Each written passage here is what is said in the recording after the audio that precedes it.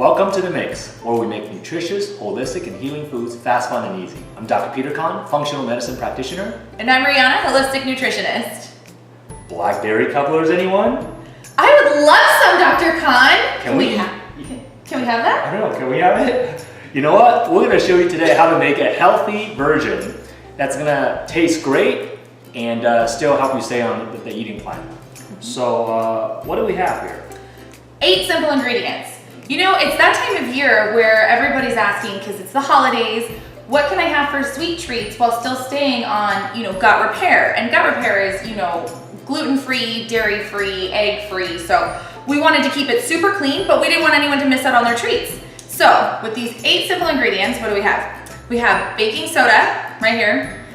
We've got some good old-fashioned coconut oil. Everyone should have that in their kitchen. We also have some lemon juice.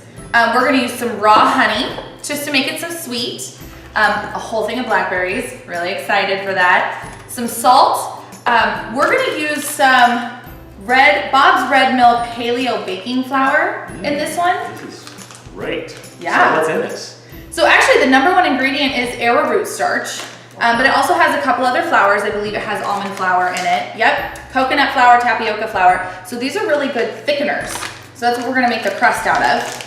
And then of course, cassava flour. Now cassava is also called yucca, and this is a root vegetable. So it's actually a root, even though it's got starches, but it's not like your traditional grains like wheat or other type of grain flour. So this is a root flour, and it's going to give you some sort of carbohydrate. However, it's going to give you some resistant starch. It's going to be great for give you that prebiotic to build the microbiome, the bacteria in your gut.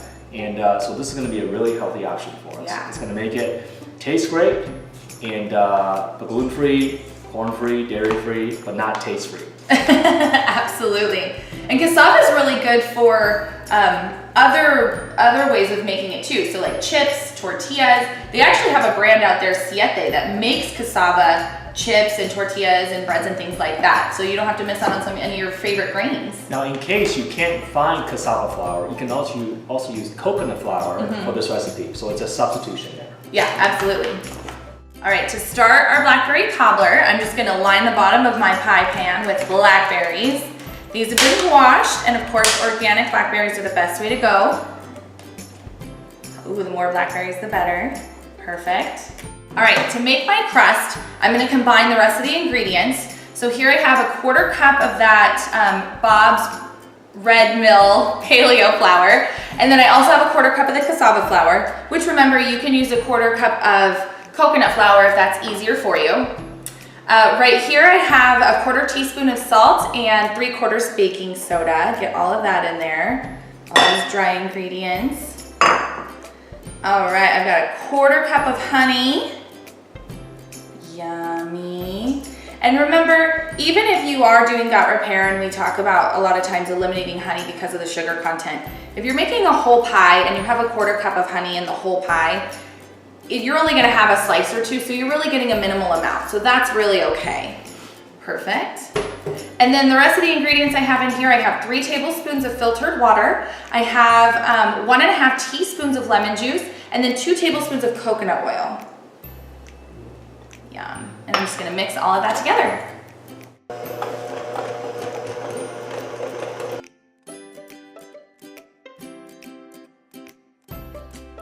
All right, now that I have a nice dough-like consistency, I'm just gonna pour it right on top of my blackberries. I guess you could do this with blueberries too, right? You could do it with raspberries or any other kind of berry that you want.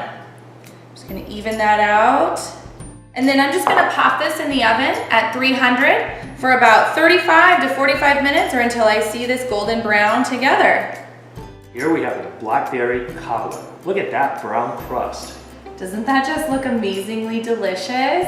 And it's got berry on the bottom. I can't wait to taste it. Yeah, me either. Let's dive right in. Who needs a knife? Who needs slices? We're just gonna share.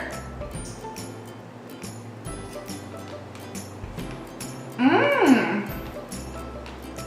The crust is not as crunchy as I thought, but it's still kind of like a breading consistency. Breaded, yes. So And it adds a little sweetness too. So you're not you feel like you're still eating pastry, Maybe we needed to cook it longer. What do you think, or it's already kind of cooked? I think it's perfectly cooked. It's nice and brown. We probably could have used a little bit more. More of so that way, more of the breading, more of the topping, so that it's covering more of the blackberries. More crust. More crust. Right. The blackberries have a nice bitterness to them, so the crust offers that sweet balance. So I think if we had a little more crust, it would be awesome. I can taste the binding agent, how they're sticking together. What was that from? The gelatin. That's right. Yeah, the gelatin egg. I like it. The gelatin's giving that little gooey jelly consistency. Definitely tastes like pastry. Clearly it's good. We can't stop eating. Give it a try and let us know how you like it. Yeah.